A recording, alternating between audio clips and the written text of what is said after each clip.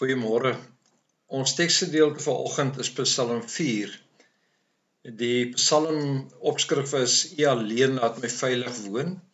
Ek gaan net so een of twee verse lees. Vers 2 sê: O God wat aan my reg verskaf, antwoord my as ek roep.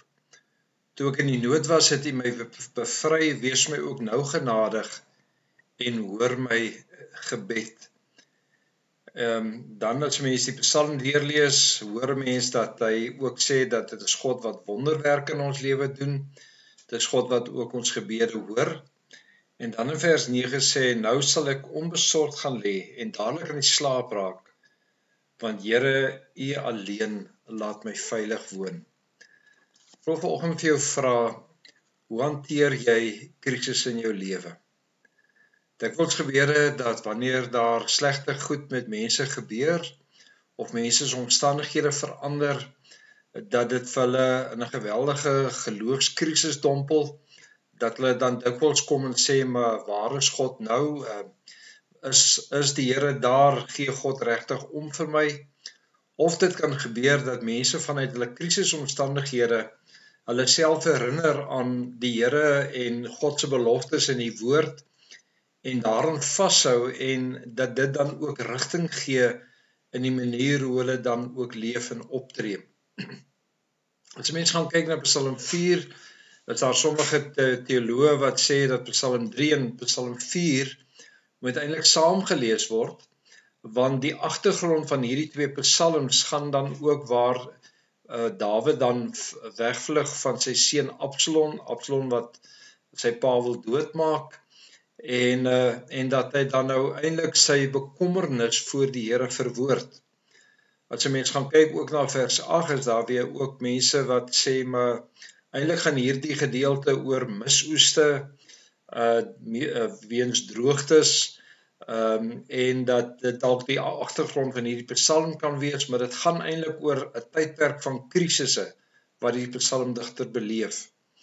Ook die woord Sela, wat eintlik nooit uitgespreek word nie, wat ook in hierdie gedeelte na vore kom so 70 keer voor in die psalms, en ons sien dit eerste in Psalm 3 en Psalm 4, en die woord beteken eintlik om stil te staan, om rustig te raak. Dit is so amper om te sê, dis 'n pause, en waar ons oor hierdie woorde eintlik moet gaan weer heroordink en daaroor nadink, en nie net sommer by dit vinnig verby lees nie. Wat belangrik is dat hierdie psalm is 'n psalm wat Dawid sy geloof en sy vertroue in God alleen stel. Waar hy beleef dat daar teenstanders is, wat dalk hom spot oor sy geloofsvertroue in die Here, en tog is hy daarvan oortuig dat God nog steeds wonders ook in sy lewe en in die wêreld doen. Daarom is vers 2 vir my nogal eintlik baie besonder, want in vers 2 is dit amper asof hy hom herinner aan dit wat God in sy verlede gedoen het, maar die begeerte het, die wens het dat die Here ook dit nou weer sal kom waarmaak, ook in sy lewe.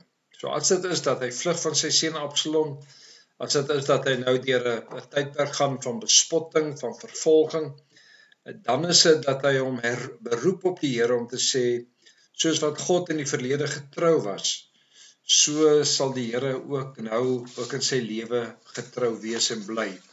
En hierdie wete dan dat God wonderwerke doen, dat God hom hoor wanneer hy na God roep, ook in sy gebed, maar skep dan vir hom geloofsvertroue om te sê dat hy sy geloof en sy vertroue in God alleen stel.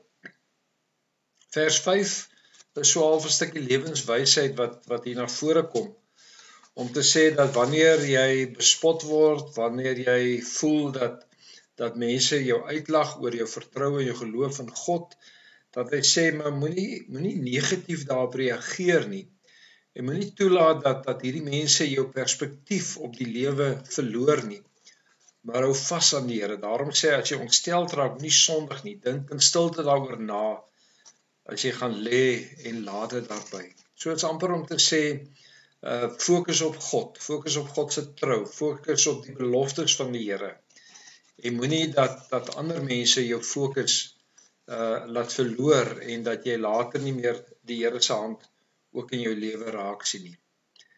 Wat vir my tref ook in die gedeelte is dat terwyl jy wag op die Here, dat jy voortgaan met jou normale lewe, die bring van offers, dat jy jou besig hou met die lof en die aanbidding van die Here.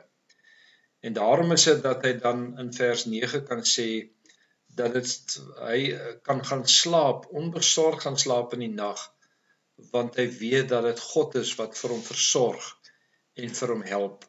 Dit is interessant in hoofstuk 3 lees ons ook hier onder andere as hy sê as ek gaan slaap, slaap ek goed en word ek ook weer wakker.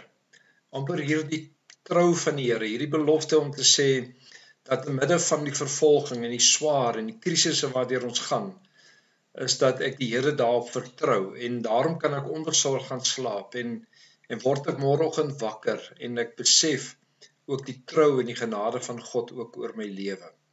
In Filippense 4 vers 6 tot 8 sê die Here ons moet ons gedagtes fokus op wat edel is, wat rein is, wat mooi is, wat prysenswaardig is, nadat ons begeertes aan die Here bekend gemaak het.